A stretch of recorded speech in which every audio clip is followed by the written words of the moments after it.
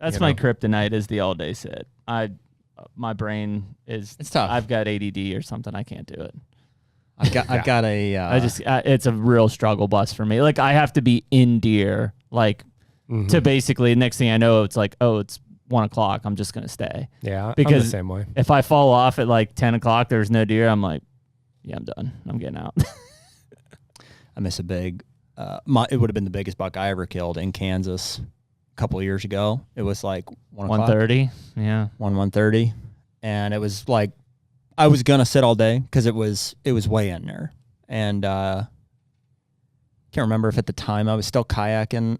You were. I was kayaking across. So I the first time I kayaked all the way down this river because I was like, I'll just go down river.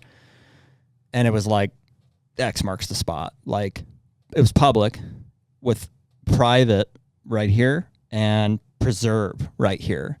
And the only way to get to it from land is to walk all the way through the public and push it all the way out. Yeah.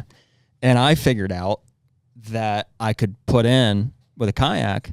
We found one in town. I just like bummed a kayak off of somebody. Put a little Flex Seal on that bad boy. It had a hole on it. So yeah, Flex Seal on it. And I had my lone wolf on the front and I had my bow and I had my bag.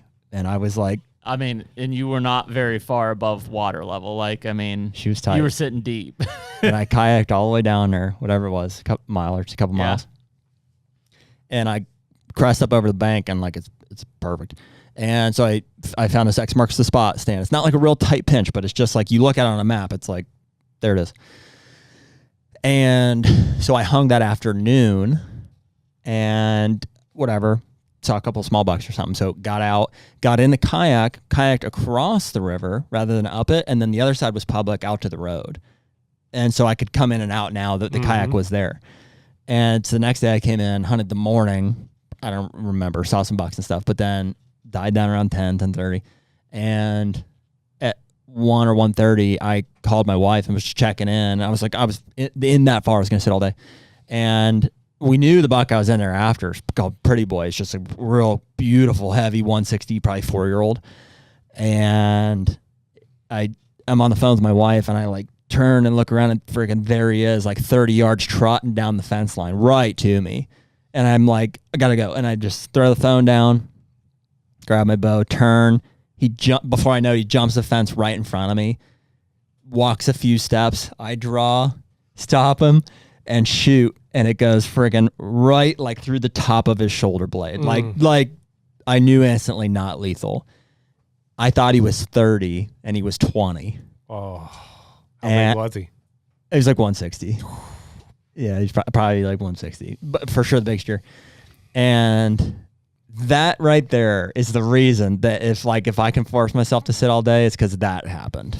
Well, big of a heartbreaker as it was, but I found myself not even sometimes hunting mornings or evenings, depending on what time of the year it is. So if it's during the rut, I'd rather sit midday. You'll just go midday. Yeah, because I feel like any smart, mature buck knows that those are up and moving around in the morning and evening.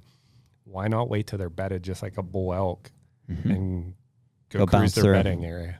So they just go down one of the bedding area, cruise that bedding area, cruise this bedding area. All their deer are now, in beds and localized versus spread out. Yeah. Makes sense to me. I love that late morning during the rut. Like, it's amazing how many mature bucks you'll see at like 9:30. Yeah, during that time, guys are killing deer. What time did you kill at 11? What time did you kill at 12? 1. They're all like later in that morning. So that's a tactic that I'll used a lot during the rut is like, and partially because of my own practice, I'd have like a long lunch break. So I'd like grab my shit and go to the woods, and I'd hunt midday, and I'd see most of the good buck activity midday. So, I mean, obviously, if you had all day, you would not like give up a morning for midday. No. Okay, because I always wondered, like, some guys will say that they're like, I've killed all my bucks from 10 to 2. Yeah, who we were talking to that said like, they're like, we go in at gray light because I'm not worried about first thing in the morning. I'm worried about 10 to 2 basically. I've learned several people I know that do that, and I've learned it too based off thermals and access. So on my property, I know if I go up top in the morning, I'm just shooting myself in the foot. So just get in just a little later, little after Thermals gray light, start when the thermals start pulling, I'm safer. So, Yep. and typically by the time they get there from the ag fields, it's later in the morning anyways. Yep. There's been times I've blown bucks off that hill that were up there early waiting for them to come back versus just if I'd have waited, not going in the dark, chances are I could have got in there. That's easier. important what you're saying. And I think that there's like a difference in properties. Like some of the ones, I would say my farm in Ohio is like, I don't see, and sometimes, you know, we get it, but you don't see like you do like in the Midwest or like where there's big ag country and stuff. Like there's clear distinction. In Illinois, we have that. Like at the pinch stand, we know they're coming from that way. Yeah. So we know they're there. Yeah. We're going to get in there way before. I would never wait. I would never wait till after light because they're already there. They're coming. Yep. But in other situations, like where they're more intertwined, like you're saying, where the deer are all, including the bucks, they're on their feet at at dawn and beforehand. So it's like it's extremely risky unless you have the cleanest access in the world from the back door to go in before daylight. You know, at least once it's daylight, like you can now kind of see. I think that's especially if you're walking through a field or something. I was gonna say I think that's the morning mistake. And I mean, obviously, growing up, it was like, you know, you're up whatever 2 hours before daylight, an hour before daylight, you're walking in, you're sitting in the dark for a half hour. That's just how you did it, right? Like you needed to be there. Yeah. Now, like there are certain places where it's like, rare occasion, but I don't know if I can hunt the morning here at all. Like just because of what's at risk if I go in. Now, there's certain times of the year where it's like, okay, balls to the wall. I gotta pull this cord now.